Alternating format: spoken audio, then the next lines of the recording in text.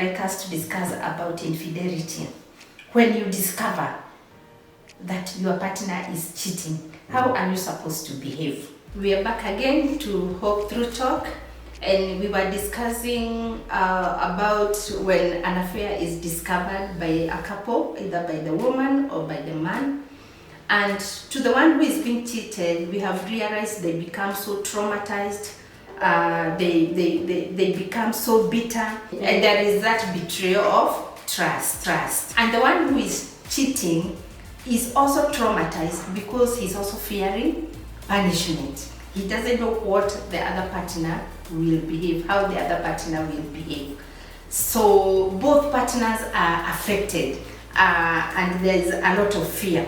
But what I want to tell you, when you realize that your other half is cheating or you have been cheated, before you act, I would like us to consider the following things. Before you act on anything, before you say anything, I would like us to consider the following. Don't make rash decisions. You know, when you realize somebody is cheating, all your body, the emotions are out. So you can take a panga, you can take anything and hit this person. You know, don't just play it cool and tell God to help you before you make any decisions, because in every action a decision must be made. First, after you cool down and you are able now to talk, it is good first to give yourself space. Don't allow yourself to be with this person for any discussion at that particular moment. Give yourself space. You can even go for a walk. You can even go to a park and walk around there and feel like you can be free of stress. The other one, you can speak a support from a trusted person. You know, we say friends.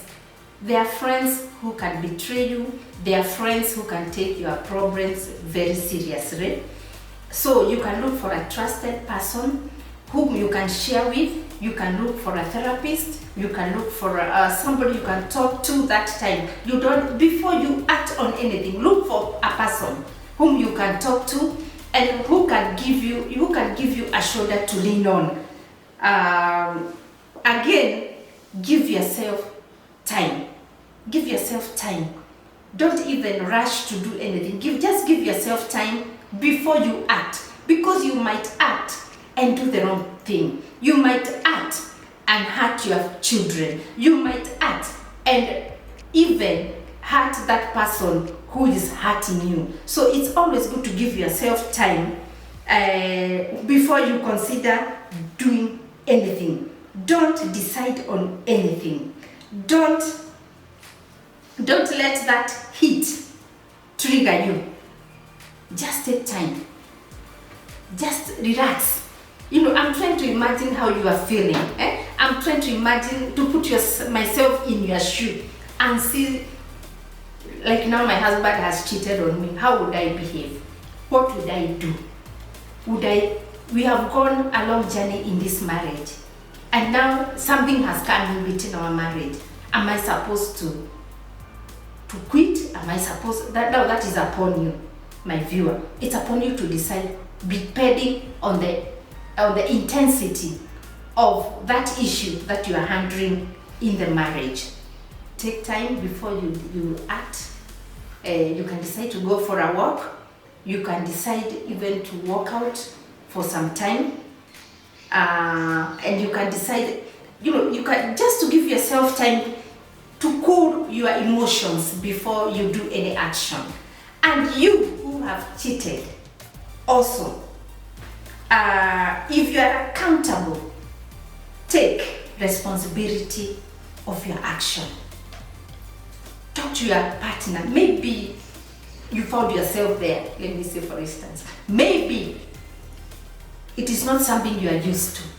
Take that accountability, the action you have done, because ask yourself, whatever you are doing, what negative effects am I giving to my family?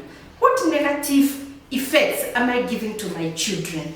Because you know one thing, when you, either the woman or the man, you get those emotions and the children are there, definitely the children will see that you have changed and they would like to know, why has mommy changed? Why has daddy changed? And the children today, the children of nowadays, they are very bright.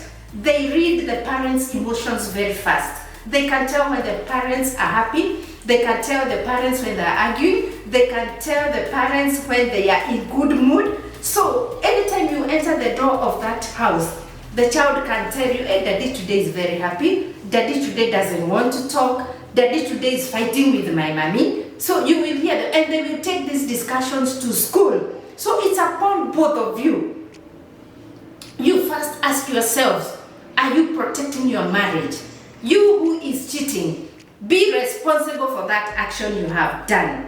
See a marriage therapist, both of you. Discuss about it. After now the emotions have gone down, ask yourself, you can talk to both of you. You can have a talk between both of you, and you decide if you see a therapist. You decide if you go for guidance and counseling, so that you can restore that trust again.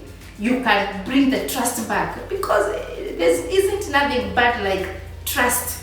Okay, when trust is not there in the family, everything else goes down. One, he cannot trust you, or she cannot trust you with anything in that marriage, be it the children, be it finances, be it anything you do in the family. It will be like now you become roommates. Again, together seek understanding. Get to know, why is my partner cheating? And here I'm talking about both men and women, because even women are really cheating on their husbands nowadays. And for reasons we are trying to look at, why are women cheating? You know, during the old times, women used to be the ones who are staying in the house. They are supposed to be fed, they were supposed to be provided, so they never thought about any other man. But in today's society, women, like, they are also cheating. High percentage of cheating are women. So even you women, I'm coming to you. Think about it. When you are caught by your husband cheating, how are you supposed to behave? And it's good to you sit down together and seek understanding. When you seek understanding in both of you, when you talk and you ask yourself, why did I do this? The other partner will explain why you have done that, and maybe you will come to a consensus. And there are many questions that maybe you would like to ask me, and I don't know if we can ask ourselves, what about those who cheat always? Somebody has cheated, you have had a dialogue, you have had an understanding, you have sought a therapist, and now this person has continued cheating. He goes back there, or she goes back there. What are you supposed to do? Because now it has become like it is an order of the day. You know, there are people, when you forgive them, they think you are not, you are, you know, they take advantage of your forgiving, because they know even when you do this next time, I will still be forgiven. And especially those men with born again women, they are usually, you know, the women will forgive them quickly, because they have that element of Jesus Christ. And maybe the man is not married, is not born again. So when he comes home and he says sorry, he's forgiven, and then tomorrow he does the same thing. How are you supposed to behave when something like that is repeated? Once, what I want you to know, in everything there is a consequence. Because this cheating, maybe this person is not going to one person. He's not cheating you with one person. He's going to different people. And you don't know what would come home.